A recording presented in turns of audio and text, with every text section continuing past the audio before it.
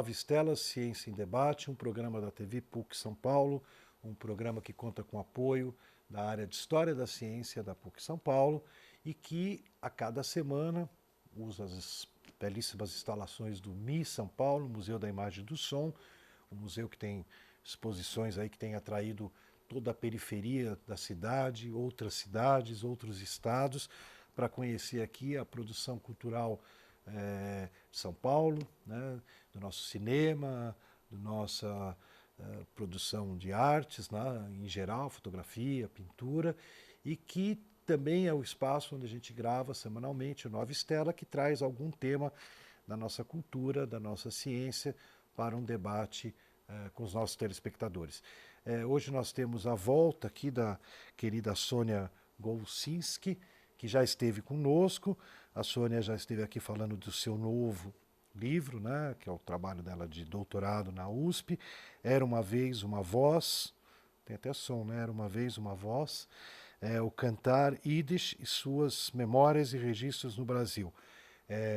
O livro da Sônia foi publicado pela Humanitas, da USP, e me chamou a atenção, né, porque não é comum a gente ter no Brasil alguém estudando e se aprofundando numa língua, uma língua que, como a Sônia já contou para nós aqui, a gente nem sabe se sobreviverá ou não no futuro, né, mas uma língua que tem uma história muito forte e que a Sônia fez o seu doutorado, que ela contou para nós assim, alguns aspectos, e a gente convidou que ela voltasse ao Nova Estela para contar um pouco, até mais livre, Sônia, hoje, né, do Yiddish, né? Quer dizer, como é que você foi parar nessa língua, como é que essa língua foi parar em você, e o que exatamente ela tem representado na sua atuação, né? Muito bem-vinda, novamente. Obrigada. É muito bom estar aqui também. Obrigada.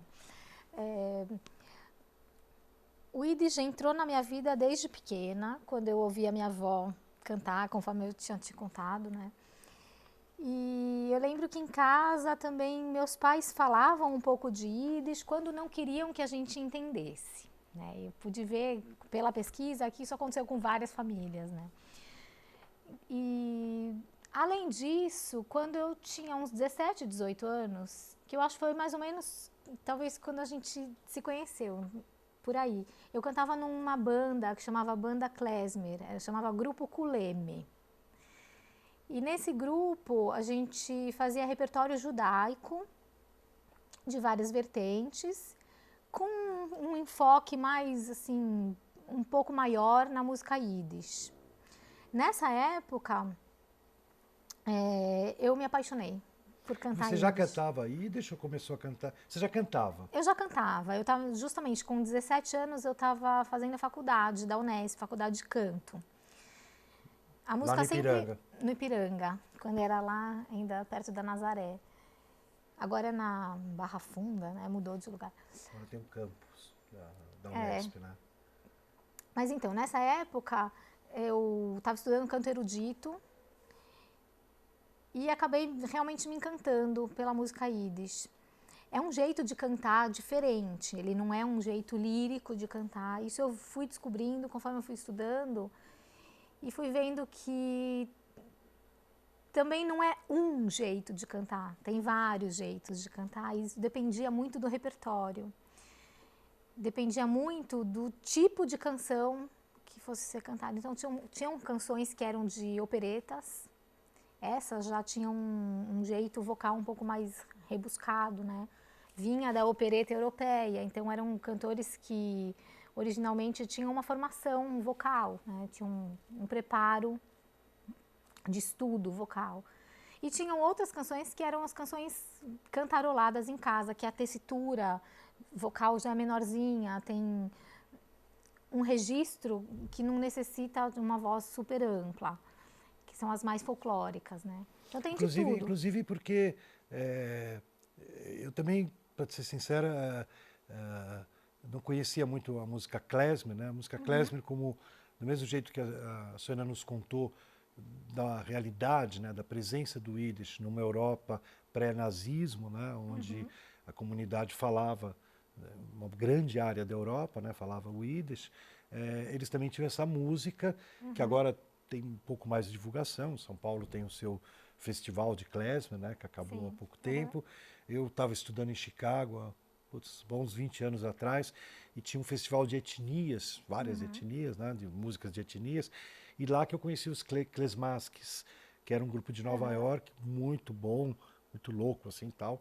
E depois eu já vi klezmer na Inglaterra, na Argentina, né, Sim. tá tendo um revival, né, Um grande movimento de revival mesmo. E muitos músicos que acabam se especializando em música klezmer não são de origem judaica. Isso é super interessante. E a Alemanha também, né? Já que a gente falou a questão do Holocausto e tal, muitos jovens hoje na Alemanha, por uma espécie de dívida emocional, assim, eles partem para o estudo de Yiddish e de música judaica e tocam klezmer. Também eu lembro... Também é mais fácil para eles aprenderem Yiddish do que para mim, né? É verdade. Eu fico tentando aprender Yiddish na hebraico, eu apanho para burro, Mas você né? vê que nem a gente Então, se eu aprender soubesse galego alemão, português, assim, né? o galego português é fácil. O ladino, né? Uma vez eu estava em Israel, um amigo falava espanhol e ele recebeu uma carta de alguém que mandou em ladino, né? Daí ele chegou para mim uma hora e falou assim, meu, o que é essa palavra aqui, né? A palavra era cadeira, porque a cadeira em espanhol é assídia hoje em dia. Cadeira era no espanhol antigo, no ladino, né? Deve ter uns rolos desses no alemão, que deve ter umas palavras no Yiddish que sumiram do alemão, né? Só existem no alemão, né? Antigo, né? Eu lembrei de uma viagem que eu fiz para... A gente foi para a Alemanha e eu parei na Alemanha meio que por acaso, porque era só para fazer a conexão e a gente acabou perdendo o voo. Eu estava com os meus pais e ninguém falava, a gente não conseguia se comunicar. Meu pai saiu falando Yiddish. E se entendeu. E se entendeu, se fez entender. Mas, deixa eu voltar aqui, né? A gente estava falando da música e como que eu me envolvi com esse tipo de música. Então foi né? na época da faculdade, foi com Alexandre Travassos, né, que também não era judeu. Que também... Ele até se converteu, porque ele casou com a Tânia, que era judia e tal. Isso. E vocês Ele acho que os pais dele são de origem mista, assim. Um dos pais é judeu, não sei bem, assim. Ele é, como é que fala? Misto. Ele é misto. É. Mas super apaixonado pela música judaica, assim, e a gente tocava, era uma banda klezmer, né, que é isso, os músicos klezmer também, aqui no livro tem uma parte que fala sobre o desenvolvimento da música Yiddish, e aí tem um pedaço que fala sobre a música instrumental, porque originalmente o klezmer é considerado só a música, é considerada a música instrumental, mas hoje em dia, clarinete, acordeon, às vezes contrabaixo, né, o acústico, eram coisas que se precisasse sair correndo num massacre, num pogrom, eles poderiam carregar e sair, né? Por isso que não tinha piano. O piano ficou fora. O piano ficou fora, não dava para fugir com o piano. E o primeiro instrumento é o violino, né? O segundo mais importante é o clarinete. E aí tem os instrumentos que fazem harmonia. O clarinete às vezes faz papel da voz, assim, para quem está ouvindo, dá a impressão que o clarinete está falando com você, né? Porque tá ele chorando. tem um timbre mais doce, né? O violino já é mais incisivo, né? Mas daí incluíram a voz. Aí hoje em dia, quando se fala de música klezmer, se você for ver, que nem você falou dos klezmatics, né? Tem os klezmatics, tem o Klezmer Conservatory Band, tem várias bandas assim que incluíram o canto na formação da banda. Então, entre as peças instrumentais, tem peças cantadas num show, num concerto. Então, hoje em dia, acabou englobando tudo mesmo. Então, quando você fala de klezmer, você fala da música cantada em Yiddish também, apesar de que originalmente não era assim, né? E uma coisa que eu noto, assim, é que esse canto, quando tem, né, agora eu fui em Buenos Aires, agora que você está falando, eu me lembrei, não tinha canto. Era um jovem que conseguiu recuperar umas fitas que o avô gravou ainda em cassete, né? E daí ele formou uma banda, klezmer, que agora estão divulgando klezmer e tal. Mas não tinha canto. Né? Quando tem o canto, que eu acho uma coisa interessante, né, como você, tal, que é quase teatro também, né? Porque como o klezmer é meio... Tem hora que parece que está gozando, né, que é meio irônico, tem hora que está muito triste, né?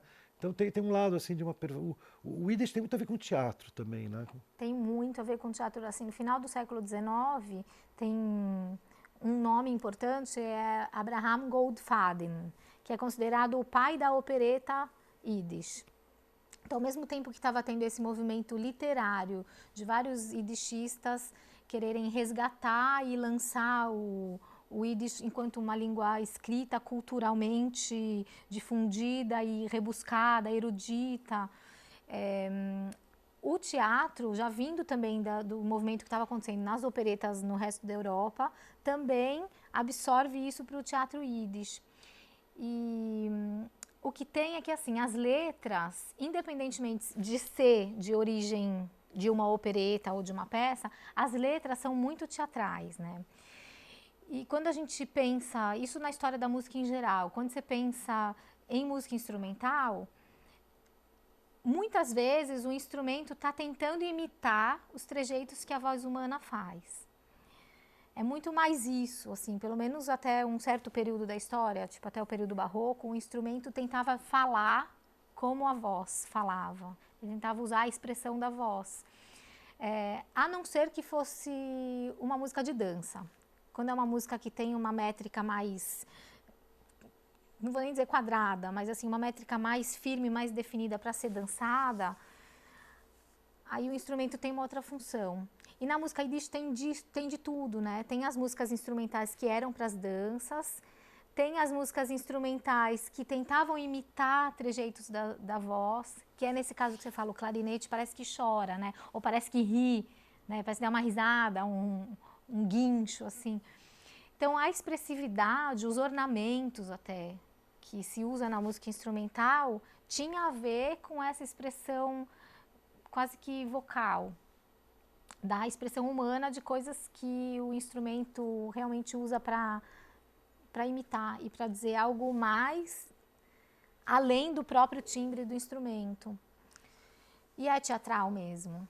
É teatral e nos conjuntos de música klezmer é muito comum você ver os cantores, assim, né, vamos dizer, os líderes da banda, que em geral são os cantores, mas além dos instrumentistas principais, eles atuam também, dançam, cantam, são um pouco assim, mestres de cerimônia. Isso tem também, aqui no livro tem uma passagem que fala, né, tem várias, por exemplo, Purim Spiel, são as peças de Purim, que eram realmente representações populares que tinham essas danças, tinha até malabarismo, acrobacia. Só para o nosso telespectador acompanhar, é a festa da Rainha Esther, que praticamente rola um carnaval judaico, né?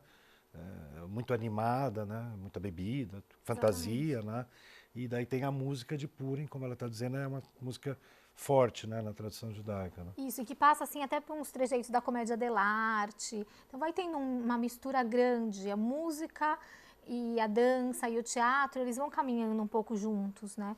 E mais para frente, depois, século XIX, tem um grupo de cantores que se chamaram os Brodersingers, que eles eram de uma região de Brode, então ficou chamado Brodersingers, né?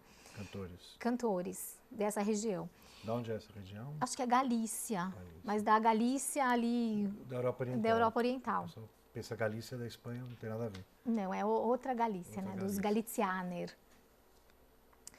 E esse grupo de cantores, eles eram um pouco mestres de cerimônia ao mesmo tempo. Eles animavam as festas, eles traziam as pessoas para dançar, eles cantavam, eles faziam acrobacia, eles tocavam um instrumento, às vezes dançavam. Então é um pouco, faz parte do desenvolvimento, né, de uma tradição que mantém tudo um pouco junto. Acho, tentando responder assim, por que é teatral, né? E aí tem coisas muito dramáticas, né? Isso faz parte da cultura Yiddish, assim, esses extremos também. Tem coisas muito engraçadas. O klezmer, né, é ao mesmo tempo assim, tem coisas muito alegres, animadíssimas, né? E tem coisas, às vezes você pega uma sequência de música assim super tristes, né? Uma coisa assim que você tá chorando os instrumentos, né? O canto mesmo. Então, tem, por exemplo, Se a gente for ver, dentro dos gêneros de canção, tem os acalantos, tem as canções de amor, tem as canções de tristeza da guerra, tem as canções de deboche do rabino, tem as canções de perda da mãe, tem as canções de saudade da infância, tem uma gama assim de assuntos, não tem, lembrando assim, é difícil pensar em algum assunto que não seja abordado.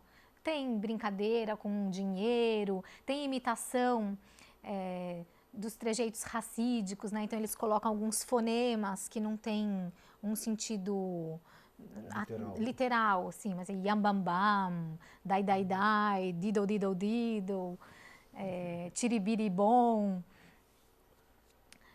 E é muito festivo e muito expressivamente dramático também. As duas coisas conversam muito. E dentro da tua pesquisa aqui no Brasil, né, como você entrevistou 124 pessoas. 124 pessoas, que é um belo leque. Essa sobrevivência, seja do teatro, da música principalmente, da literatura, né? Teve jornais também, tudo, né? Que você já contou para nós na outra entrevista, que quando vem a ditadura no Brasil, aproveita e dá uma pisada em cima do Yiddish por causa dessa proximidade do Yiddish do movimento de esquerda, desde a Europa, né?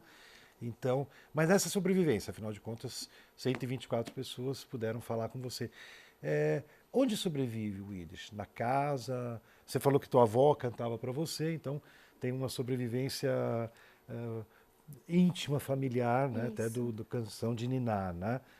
Então, eu também vou te falar, a primeira lembrança, eu tinha esquecido, mas a hora que você falou, era minha avó cantando. Né? Ai, que bacana. E você sabe que entrevistando as pessoas, muitas vezes acontecia isso. Eu ia falando as coisas e cantando, eu cantava junto com os entrevistados. E às vezes de falar alguma coisa, de alguma canção, trazia imediatamente a memória que estava ali, escondida, abafada, né? Tem até uma passagem aqui que fala, não sei se dá tempo de eu contar uma passagem rápida de um entrevistado. Acho que eu nem preciso, não precisa, eu lembro. Melhor ainda. Eu lembro. A senhora Sarah Waldman, que eu entrevistei ela ela tinha 96 anos, mãe da professora Berta Waldman.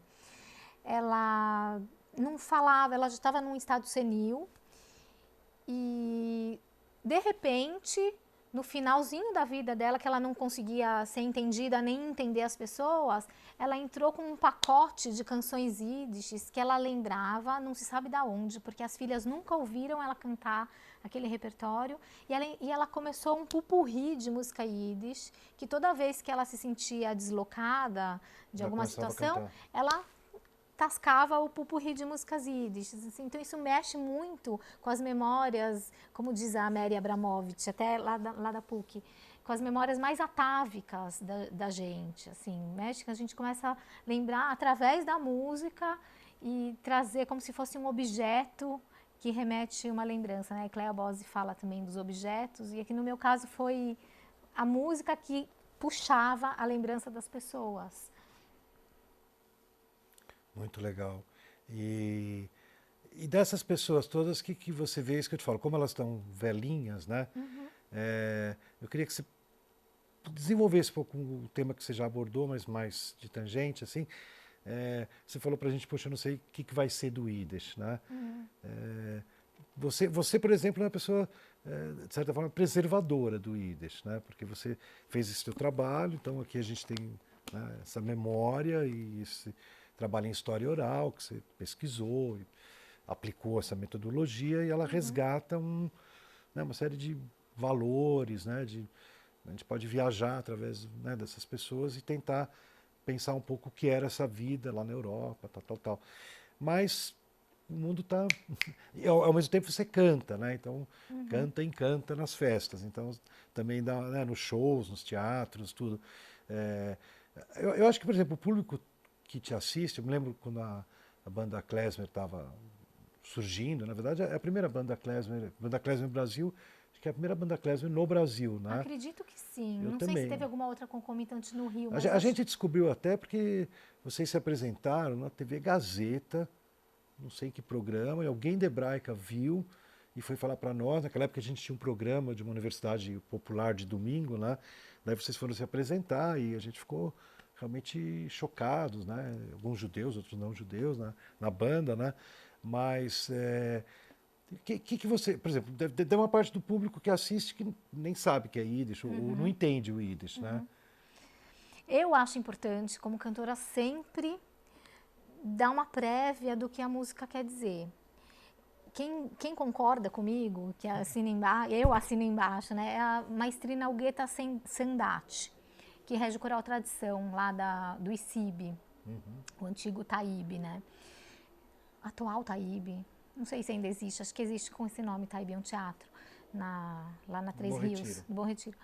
E que é isso, é interessante a gente contar um pouco do enredo, da história, e tentar trazer o público mais para perto. Só que musicalmente, a música é muito forte. Então, às vezes, mesmo que a plateia não entenda, tem um carisma. Essa música tem. É difícil um público que não é judaico não gostar da música Yiddish, da música klezmer. É muito raro isso acontecer. Eu, pelo menos, nunca conversei com alguém e falei assim, não gosto desse tipo de música. É uma música muito energética, né? Ela chega chegando, assim, ela não pede licença, né? E nesse sentido, e tem esse movimento internacional de revival da música Yiddish e de trazer a música Yiddish não só para os núcleos pequenos, fechados judaicos, né? E está sendo muito bem aceito. Mas eu continuo a favor de sempre falar um pouquinho sobre o que a música é. Não precisa também, às vezes o show perde a dinâmica se você ficar parando a cada 5 minutos para explicar. Mas de repente dar uma prévia de 2, 3 músicas, falar rapidamente sobre o que se trata, a gente já consegue ouvir aquilo de um jeito um pouquinho diferente, né? Um pouco mais conectado com o que é mesmo, né? E a música Yiddish, assim, a língua Yiddish, você já nos contou, né? Vem lá da Idade Média, né? Praticamente, né? Do século X, né? século X, né? Eu li, eu não sei nem se é verdade, né? Que alguém falou assim, o Hitler não ia ficar muito feliz, mas acharam uma vez uma gramática Yiddish, acho que do século XI, né? Que talvez tenha, em caracteres hebraicos, né? Talvez tenha sido anterior à gramática germânica do alemão, porque de repente na época ainda não tinha uma gramática, mas já tinha uma gramática em... Mas então a língua, a gente tem essa ideia que você contou para nós, né? Das pessoas falando alemão, de repente começar a misturar com algumas coisas do hebraico e de repente constituírem uma língua que depois vai se deslocando pela Europa, não é mais na Alemanha, né? Isso. E vira a língua comum judaica do mundo askenazi, dos judeus que vêm dessas várias regiões da Alemanha indo para a Europa Oriental, né? A música é tão antiga quanto? Sim. Sim. A música é tão antiga quanto, só que a gente não tem registro, né? O problema em história da música é que é assim... porque o livro a gente tem o texto, né? Exatamente. Agora, a música, em história da música, o que a gente tem de registro, estou falando em geral, assim, da Idade Média, é da música que acontecia dentro da igreja. Que era quem conseguia anotar, fazer a anotação musical. Então tem ainda uma espécie de manipulação. A gente não sabe o que acontecia na música popular, mas existia. O que acontece é que aqui, do século X, a gente está ainda em plena Idade Média, não tinham registros dessa música, mas certamente já existia. Os primeiros registros vão datar do século XIV, de música, que na verdade ainda não é de partituras, mas é de alguém mencionando a música em Yiddish, né? É isso que eu ia te perguntar, por exemplo, dentro da literatura, a partir de um determinado momento, daí tinha um grupo tocando música. Daí... Isso, aí começam a mencionar os klezmorim, mas os primeiros registros ainda são num Yiddish antigo, século XVIII, de 1700 e poucos, que foi encontrada uma coletânea de canções em Yiddish, mas aí ainda era... Você sabe? Eu não sei aonde foram encontradas, mas eu sei que ela está numa biblioteca, se não me engano, em Oxford ou em Cambridge. Bodleian University, eu não sei mais o nome da biblioteca. Eu cheguei a entrar em contato com eles, para eles me mandarem algumas informações. E depois disso a gente começa a ver os registros que fizeram no século XIX, porque aí essa música era meio tradição oral, as que já existiam, né? Não tinham sido notadas ainda. E aí outras começam a surgir de compositores que pegam e vão pegar a caneta e escrever essas músicas. Isso no final do século XIX.